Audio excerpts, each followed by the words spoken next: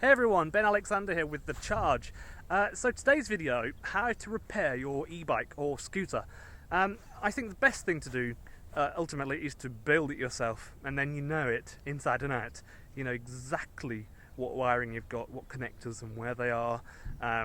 You know exactly everything about your bike.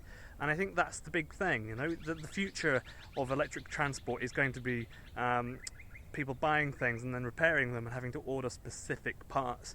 And I think that's a bit of a worry. So I think if you could build it yourself, you can figure out how to just make do with generic parts or things that were not necessarily made for your bike.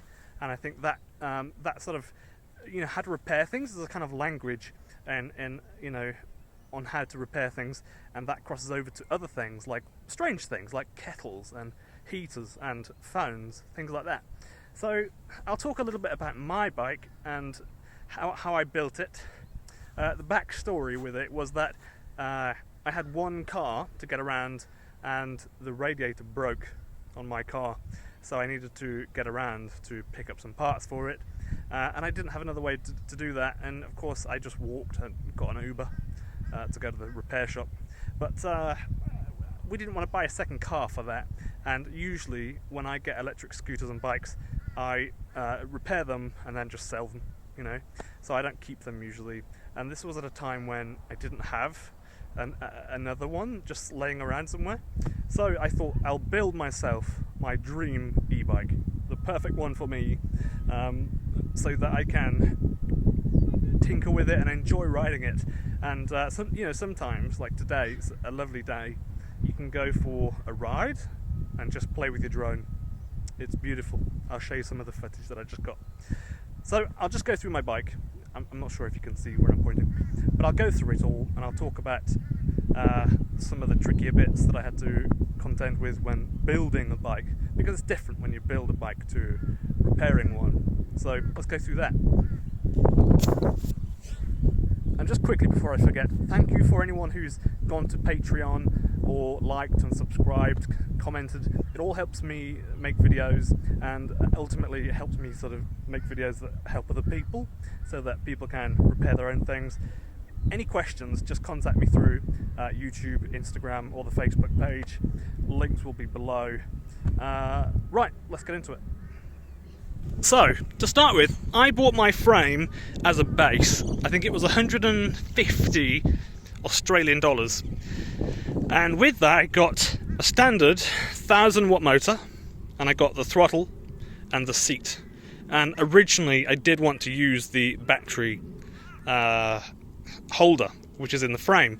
It turns out when I wanted to have a 56 volt battery, so 63 volt fully, I could only do that maybe in this frame 3 in parallel, which would have meant each individual battery cell would have had to have been stressed more, and I wanted it to be 5 in parallel. So I opted to actually just leave that space empty and build a battery in there.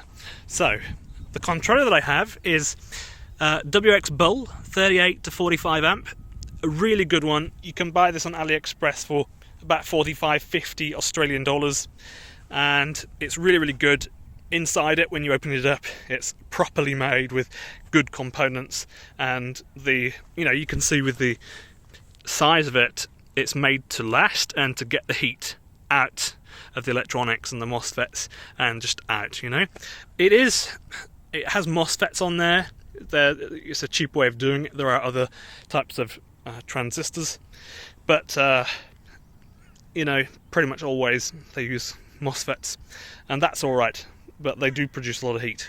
But you don't feel any heat from this at all.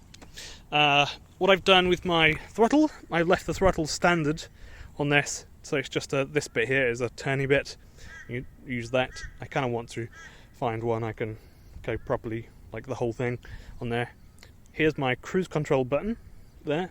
That's a momentary switch, so you just press it and let go of the throttle. Here's the on and off switch, that's an on-off switch. And the back brake, I didn't have one, ever, so I decided not to have one. And I will modify this actually. I actually just put a button here, so I can press that button and that actually just engages the light braking mode, which is regenerative braking.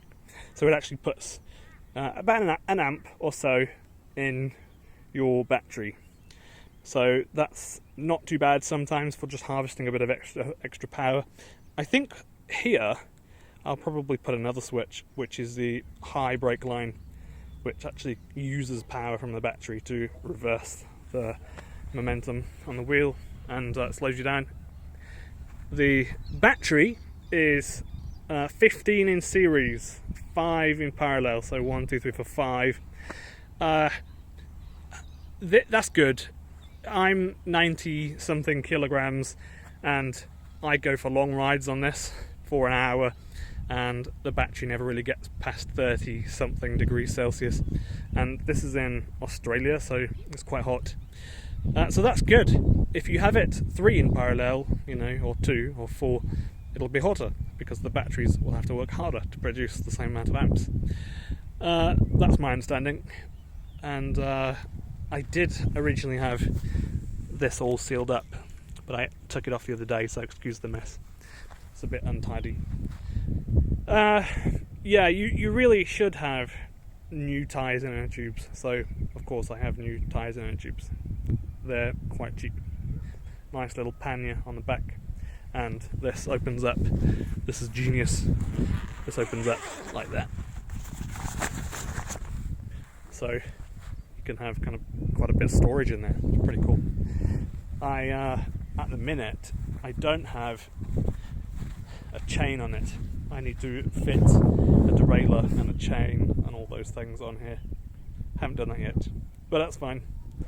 Probably done a few hundred kilometers as it is now.